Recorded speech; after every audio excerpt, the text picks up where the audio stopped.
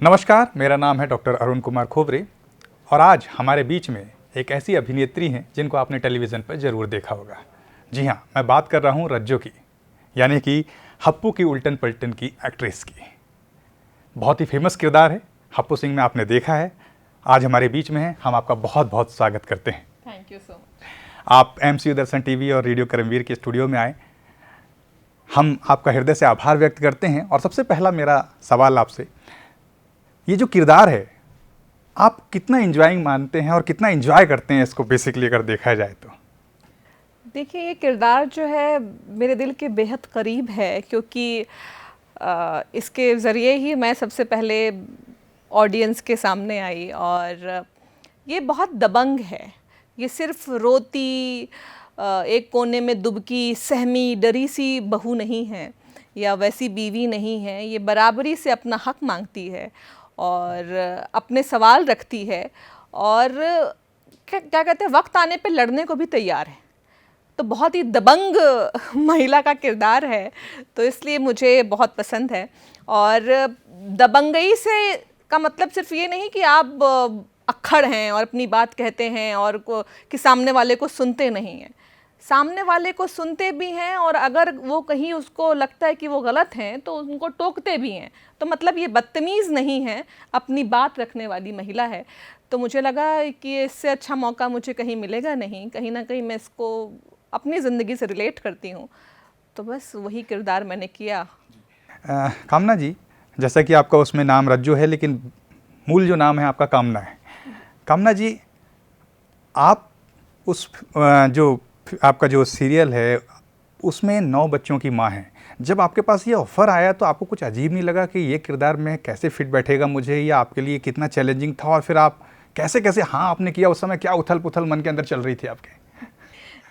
As an actor ये मेरे लिए बहुत बड़ा चैलेंज था कि ना तो मेरी शादी हुई थी और तो बच्चे तो भूल जाइए। तो मैंने कहा कि और बच्चे 1-2 भी नहीं जनाब, पूरे 9 बच्चे। मैंने कहा 2 क्यों पीछे रह गए, 10-11 भी कर लेते तो पूरी टीम हो जाती। तो उसमें ये चैलेंज ये था कि 9 बच्चों की एज एन एक्टर, अगर मैंने जो हम बात कर रहे थे कि एज एन एक्टर मेरे लिए चैलेंज ये था कि 9 बच्चों की माँ रहती कैसे होगी, वो उसका मतलब दिनचर्या क्या होती होगी, वो उसका टाइम, उसको क्या खुद के लिए टाइम मिलता होगा, या परिवार में बच्चों की सेवा में स्कूल भेजना है। कुछ छोटे भी होंगे जो स्कूल नहीं जाते, 3 जैसे वो पलने में ही रहते थे और उनको भी देखना है, फिर आपको सास को भी देखना है। तो मेरे दिमाग में टाइप कास्ट की जो बात थी कि जो हर सुंदर दिखना और अच्छे से, हर कोई इंसान, मैं भी चाहती हूँ कि मैं अच्छे से रहूँ, अच्छा दिखूँ, अच्छी लगूँ। और ये मुझे कहा गया था कि ऐसा नहीं कि 9 बच्चों की माँ एकदम टिपिकली वैसे ही, वो वैसे ही एक्टिव है जिस रूप में मैं हूँ। तो पहले तो ये लगा कि जैसी मैं हूँ वैसे मुझे एक्सेप्ट किया जाएगा। और मेरे लिए चैलेंजिंग ये था कि 9 बच्चों की माँ की लाइफस्टाइल कैसे होगी और मैं मतलब कितनी बखूबी इसको निभाऊं कि सामने वाले भी को भी ये लगे, मतलब दर्शक को भी ये लगे कि हाँ वाकई में इनके 9 बच्चे होंगे। तो मेरी चाल कितनी तेज़ होगी, मैं कितनी बिजी रहती होंगी, मैं साड़ी कैसे पहनती होंगी और कितने स्पीड में बात भी, मतलब मैं एक, अगर आप वो शो को देखेंगे, मैंने तो कोशिश की है, शायद आप तक ये बात पहुंची हो कि कितनी स्पीड में बोलती थी। हाँ, आ रहे अरे जा रहे फटाक से। बिल्कुल ये ध्यान रखा कि क्लैरिटी कहीं ना कहीं मिसिंग ना हो, पर कभी कभी ऐसा होता था कि क्लैरिटी मिसिंग भी हो जाती थी। तो एक स्पीड थी, उसकी स्पीड क्या होगी, तो ये चैलेंज था मेरे लिए और मैंने उसको बखूबी एक्सेप्ट किया। जैसा कि आप मध्य प्रदेश से भी नाता रखते हैं, बुंदेलखंड से भी रखते हैं, भाषा को लेके कभी आपको ये नहीं लगा कि अवधी है, बुंदेलखंडी है, मध्य प्रदेश से भी जुड़े हो? तो अभी तो आप बहुत अच्छी हिंदी बोल रहे हैं, लेकिन वो सीरियल में जो है एकदम आपका नज़रिया, आपकी बातचीत एकदम बदल जाता है। तो क्या लग रहा है आपको, कभी दूसरा कोई ऑफ़र आपके पास कोई लेके आता है, डायरेक्टर, प्रोड्यूसर वगैरह, तो उनको ये नहीं लगता है कि आप कैसे कर पाएंगे, नहीं कर पाएंगे? क्या कुछ नया सीरियल भी करने वाले हैं आप जल्दी? देखिए, ये मेरा काम है एज एन एक्टर कि मैं जो भी किरदार कर रही हूँ वो कैसे बोल, उसकी भाषा क्या है और क्या नहीं, इसी बात के मुझे पैसे मिलते हैं और ये काम मुझे करना पसंद है, तभी मैं ये काम कर रही हूँ। अगर आपको कोई काम पसंद ही नहीं है, देखिए हम एक्टर्स जो हैं वो बहुत ब्लेस्ड होते हैं, हम एक ज़िंदगी में कई ज़िंदगियाँ जी जाते हैं, कई किरदार निभाते हैं, और कोई नहीं बेचारे डॉक्टर हैं वो सिर्फ डॉक्टर ही बन के रह रहे हैं। हम एक्टर डॉक्टर भी बन जाते हैं, हम टीचर भी बन जाते हैं, हम डाकू भी बन जाते हैं, हम बहुत कुछ बन सकते हैं। तो मैं बहुत कहते हैं भाग्यवान बोल सकती हूँ मैं अपने आप को कि मैं बहुत ही भाग्यशाली हूँ कि मैंने इस फील्ड को चुना और इसमें मेरा मन लगता है। तो बिल्कुल क्या कहते हैं, इस बात का लगता है कि आप जो भी किरदार करें तो वो क्या कैसी उसकी बोली भाषा क्या है, तो वो मेहनत है मेरी। फिर उसके पीछे नहीं बिल्कुल तकलीफ हुई। कई मैंने जैसे बता रही थी कि वो मिक्सचर होता था कई बार अवधि, क्योंकि आप मुझे अवधि भी आती है, तो आप अवधि कहीं कहीं मिक्स होती थी। तो मुझे अगर मैं अपने आप को देखूं टटोलूं तो मुझे शायद 3 महीना लगभग लगे होंगे फ्लुएंटली बोलने में बुंदेली, जो मैं ब्रज, अच्छा मैं यहाँ पे जो बुंदेली बोल रही हूँ वो ब्रज साइड वाली बोलती हूँ इसमें। तो मेरी इसीलिए थोड़ी सी हप्पू सिंह से जो बोलते हैं उनसे थोड़ी सी मैं हैगो नहीं बोलती, मैं बोलती हम नहीं करें, हम नहीं जाइए, होए जाइए, ये भाषा मैं बोलती हूँ।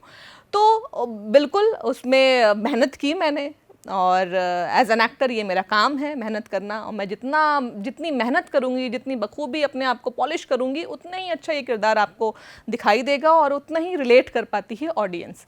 भविष्य में अगर आपको फिल्मों के कोई ऑफ़र आएँ, जैसा आप किरदार निभा रहे हैं उस तरह के ऑफ़र आएँ या फिर कुछ अलग तरीके के ऑफ़र आएँ, तो आप क्या करेंगे, कैसा क्या बिल्कुल करना चाहूँगी। मैं एक जैसे किरदार बिल्कुल हमेशा नहीं करना चाहती हूँ, फिर आपको बोरियत हो जाती है कि आप एक जैसा ही काम कर रहे हैं। तो और ये हमारे शो की ये खासियत रही है, आप अभी भी देखेंगे शो अभी भी चल रहा है, तो आप उसकी खासियत यही है कि हर बार एक नई स्टोरी है, तो इसलिए इसमें बोरियत नहीं हुई। और बाकी आपके सह कलाकार इतने, अगर आपको अच्छे, पूरी टीम इतनी अच्छी मिले तो आपको बिल्कुल काम करने का मन करेगा। और एज एन एक्टर तो मैं बिल्कुल चाहती हूँ कि मैं एक ज़िंदगी में, जैसे मैंने कहा कि मैं बहुत सारी ज़िंदगी, बहुत सारे किरदार, मैं बतौर कलाकार, बतौर एक्टर बहुत लालची हूँ, मैं बहुत सारे किरदार करना चाहती हूँ। मैं किरदार करने के लिए लालची का मतलब ये है कि मैं बहुत सारे किरदार करना चाहती हूँ। वाकई में मैं चाहती हूँ कि ये भी किरदार हो, और हर किरदार अगर नया होगा उतना ही मुझे चैलेंज मिलेगा, उतना ही मैं काम करूँगी, और जितनी अच्छाई से मैं काम करूँगी, जितनी मेहनत से काम करूँगी, वो मेहनत आपको दिखाई देगी। जैसा कि आपने सुना कि चैलेंज को एक्सेप्ट करना पसंद करती हैं कामना जी, और उन्होंने कहा कि नए जो रोल है वो भी वो ज़रूर बखूबी निभाएंगी। ये जो आपका सीरियल है जिसमें रज्जो का आपने रोल किया, इसका जब ऑडिशन हुआ था, वो थोड़ी सी उस दिन की कहानी बताइए, या उसके एक दिन पहले की कि ऑडिशन देने जाना है और बहुत सारे लोग हैं, या फिर आपने कैसे ऑडिशन दिया, उसकी थोड़ा सा बताइए हमारे दर्शकों को।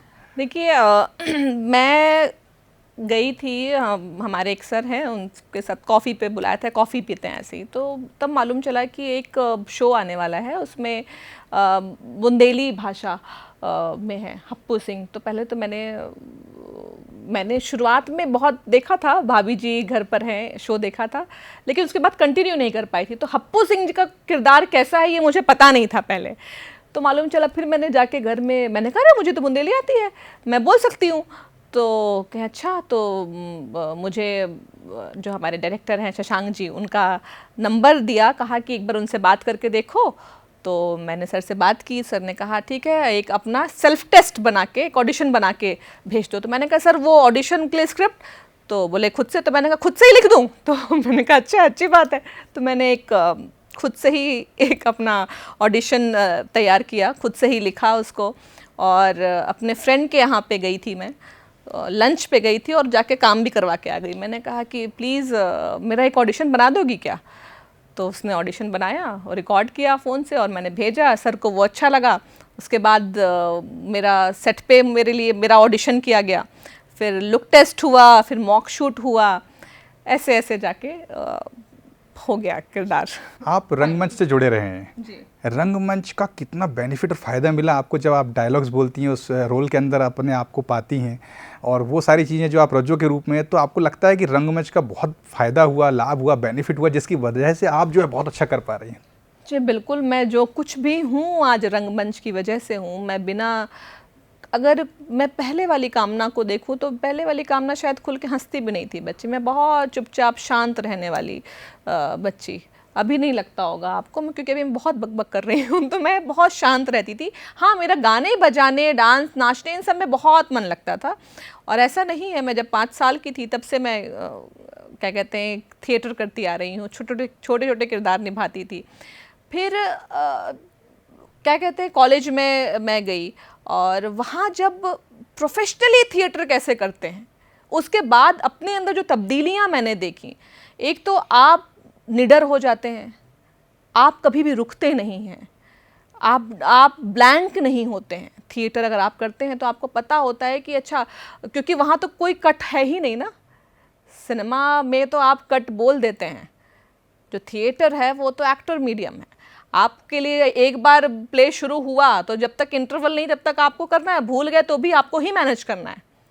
और जब हम सीरियल कर रहे हैं या फिल्म करते हैं, अगर आप डायलॉग भूल जाते हैं तो कट कट कट आप दोबारा पढ़ते हो, फिर आप बोल सकते हो। लेकिन वहाँ अगर आप भूल गए मंच पे तो आपको ही कवर अप करना है, आपको ही देखना है, वो खुद रास्ता, कहते हैं रास्ता आपको खुद बनाना पड़ेगा। तो वो आपकी जो प्रैक्टिस होती है, और बहुत सारे आप जब किरदार करते हो, टीम वर्क क्या होता है, तो ये जब आप जानते हो, और जब आप फिल्म करोगे या सीरियल करोगे तो आप कहीं ना कहीं वैसी ही टीम के साथ, बस माध्यम अलग था। आप स्टेज के लिए काम कर रहे थे, आप स्ट्रीट प्ले मैं स्ट्रीट प्ले जैसे कर रही थी। स्ट्रीट कॉलेज के हर कैंपस में कंपटीशन होते थे, 1 act competition, full length plays. तो वो तो कहीं ना कहीं एक तैयारी आपकी हो रही थी। अगर जब तक डायरेक्टर कट नहीं, अगर आपको पता ही नहीं, तो आप ब्लैंक हो जाओगे, अरे क्या बोलो। कभी कभी ऐसा होता है कि आपको डायरेक्टर कट नहीं बोलते हैं, डायलॉग के परे आप क्या करते हैं वो देखना चाहते हैं, और क्या पता वो बहुत अच्छा कुछ ऐसा कुछ जो लिखा ही नहीं है, और कहीं आपकी जो समझ है वो सूझबूझ काम आ गई, और आपने कुछ ऐसा कर दिया जो सोचा ही नहीं कि अच्छा डायलॉग के बाद आप क्या करते हो। तो डायलॉग के बाद आप क्या करते हैं, उसकी जो सूझबूझ है, उसकी मतलब समझ, आप रुके नहीं, निरंतर आप काम। तो वो जो कॉन्फिडेंस मुझे मिला, वो मिला मुझे रंगमंच से। जी। आपके फेमस एक्टर्स, खासकर अगर सीरियल्स की बात करें तो कौन है अभी? मतलब फेमस, मतलब फेवरेट और फेवरेट आपके फेवरेट एक्टर्स? मैं तो अपने ही परिवार को बोलूँगी ना, हमारी अम्मा मुझे क्या कहते हैं रत्ना पाठक जी भी बहुत बहुत अच्छी लगती थी। और हम 5 जो शो रहा बचपन में वो देखा, तो वो मुझे हम 5 के हर किरदार अपने आप में सभी बहुत ही प्यारे, बहुत अच्छा शो लगता था मुझे। फॉर फ्यूचर में अगर आपको फिल्में मिलें तो आप किसके साथ, मतलब कौन सा एक्टर ऐसा है जिनके मूवी में आपको लगेगा कि ये मेरा ख्वाब था कि इनके साथ मुझे काम करना है, चाहे वो एक्ट्रेस हो या एक्टर हो, उस मूवी में वो हो और आपका एक ख्वाब पूरा हो जाए? मेरी दिली ख्वाहिश है कि मैं शबाना जी के साथ काम करूं। मैं उनके साथ सीखना चाहती हूँ। मैं मतलब बतौर ऑडियंस तो उनको देखती ही आई हूँ, और मेरा बहुत मन है कि मैं उनके साथ काम करूं। अमिताभ बच्चन जी के साथ मैं काम करूं, शाहरुख खान जी के साथ मैं काम करूं। तो ऐसे बहुत है, मेरी लिस्ट बहुत लंबी है और डेफिनेटली एक ख्वाब मेरा जो रहा है वो मतलब अधूरा रह गया, अब नहीं पूरा हो सकता, इरफान खान साहब के साथ। तो अब बस उनके अभिनय को आप देख सकते हैं, तो वो एक सपना मेरा शायद क्या कंफर्म रह जाएगा कि वो मैं पूरा नहीं कर पाऊँगी। लेकिन अभी भी मेरे पास जो और भी नाम है जो मैंने लिए हैं, तो बिल्कुल मैं उनके साथ मैं काम करना चाहूँगी, और मेरी पूरी कोशिश रहेगी कि ये सपना मैं इस ख्वाब को पूरा करना चाहती हूँ। बिल्कुल, हमारी भी जो है प्रार्थना ईश्वर से और ये कामना है, दुआएं हैं कि आपकी जो है ख्वाहिशें हैं वो पूरी हों। और एक आखिरी प्रश्न ये है कि काफ़ी सारे बच्चे मुंबई जाते हैं और एक्टर बनना चाहते हैं, क्या कहेंगे आप उनको? थिएटर करके जाएं, एक्टिंग सीख के जाएं, या बिना तैयारी के ना जाएं? क्या गाइडेंस उनको आप देना चाहेंगे जो बहुत सारे ख्वाब लेके फिल्म इंडस्ट्री जाना चाहते हैं? और बेसिकली जैसा आपने कहा कि आपने काफ़ी सारा जो कुछ भी हैं आप रंगमंच से हैं और उसमें कोई कट नहीं होता है, तो वो फ़ायदा आपको, उसका लाभ आपको मिल रहा है कि कट नहीं होता। तो ऐसे बिना एक्टिंग सीखे या बिना थिएटर किए कई लोग भी चले जाते हैं, तो आप ऐसे बच्चों को और जो बनना चाहते हैं, सीरियल्स में जाना चाहते हैं, फिल्मों में जाना चाहते हैं, उनके लिए आप क्या सलाह देना चाहेंगे? देखिए, हर किसी काम आपके लिए आपकी तैयारी होनी चाहिए, और बिना किसी तैयारी के अगर आप पहुंचेंगे तो आप लंबे समय तक टिक नहीं पाएंगे। आप परेशान होंगे, आपको पता ही नहीं है क्या करना है, कहाँ जाना है, उसकी दिशा क्या होगी और आगे क्या होगा, आपको पता ही नहीं, सिर पैर ही नहीं पता है। तो बिल्कुल आप पढ़ाई करिए, आप बाकायदा इंस्टीट्यूट, बहुत अच्छे अच्छे संस्थान हैं, वहाँ जाके आप अभिनय को सीखिए अगर आप एक्टर बनना चाहते हैं। और इसके साथ साथ ही आप थिएटर करिए। बिल्कुल, ये मेरा पर्सनल एक्सपीरियंस है कि रंगमंच बहुत कुछ देता है आपको ग्रुप में काम कैसे करना है, छोटी छोटी चीज़ें। एक ग्रुप ऐसा तो नहीं ना कि दो लोगों के बीच से एक थिएटर बन गया, ऐसा बिल्कुल नहीं होता है ना, कि बहुत ऑन स्टेज जितने एक्टर होते हैं, बैक स्टेज उससे भी ज़्यादा होते हैं। तो आपको टीम वर्क कैसे करते हैं, फिर उसके बाद आपकी समझ है कि आप अपने ऊपर और अपने किरदार, जो भी आप किरदार निभा रहे होते हैं, उस पर आपकी क्या समझ है या कितनी मेहनत करते हैं, आप कितने एक्टिव हैं, आपका ऑब्जर्वेशन कितना अच्छा है। तो बतौर बिल्कुल आपको अच्छे ग्रुप के साथ थिएटर करना चाहिए, मेहनत करना चाहिए और अच्छी जगह आप सीखिए। वही है कि ज्ञान कभी भी बेकार नहीं जाता है, जितना आप सीखेंगे वो आपके अपने अनुभव होंगे और आपके काम में वो दिखाई देंगे। जी, कामना जी, और आपका जो फेमस नाम है रज्जो जी, हमारे दर्शकों को आप जाते जाते अपने कुछ डायलॉग्स ज़रूर बोलें ताकि वो मेमोरी में याद रखें कि हाँ आप रज्जो हैं, तो उसके बाद फिर देखिए, रज्जो बिल्कुल मुझे रज्जो मेरे अंदर, मेरे भीतर समाई हुई है, और रज्जो के किरदार ने मुझे बहुत प्यार दिया है, बहुत ज़्यादा प्यार दिया है और बहुत ताकत दी है मुझे। तो फ़िलहाल तो मैं यही कहूँगी कि राधे राधे बोल रहे आप सभी को, आप सभी ने बहुत प्यार दो हमें। हालांकि पिछले 1 साल से मैं काम नहीं कर रही हूँ, मैंने ब्रेक लिया है, अभी उस शो में मैं काम नहीं करती हूँ, दूसरे किरदार हैं जो रज्जो किरदार निभा रही हैं। तो लेकिन आपने जो पिछले 4 साल में आपने हमें खूब प्यार दो, बाके लाने आपको थैंक यू बोल रहे हैं, और आप अब खूब शो को हमारे प्यार दो, और जब हमारे फ्यूचर हमारे कछु कोई काम है बाको अच्छे से दियो, फिर हमने अच्छा और आपसे मांगे बाको जाए के देखियो, और बस ऐसी आशीर्वाद दो कि हम आगे ऐसी बढ़ें, अच्छो काम करें, मेहनत करें, और फिर ताकि हम एक नए रूप में आपके सामने आए। और आपसे बस यही चाहते हैं कि जब हम सामने आपके आए हैं तो बाकिरदार को आप हमारे खूब प्यार दियो। राधे राधे बोल रहे हैं आपको। तो आप हमारे बीच में रज्जो जी थी, जिन्होंने थिएटर के बारे में कहा कि थिएटर ज़रूर सीखना चाहिए, मेहनत करने को भी उन्होंने कहा है, और बहुत अच्छे तरीके से उन्होंने हमसे बात की। माखनलाल चतुर्वेदी राष्ट्रीय पत्रकारिता एवं संचार विश्वविद्यालय के एमसीयू दर्शन टीवी और रेडियो कर्मवीर में उन्होंने हमसे बातचीत की। हम उनके बहुत बहुत आभारी हैं। बहुत बहुत धन्यवाद, बहुत बहुत धन्यवाद आप सभी का, आप लोगों ने सुना। थैंक यू सो मच रज्जो जी आपका। Thank you.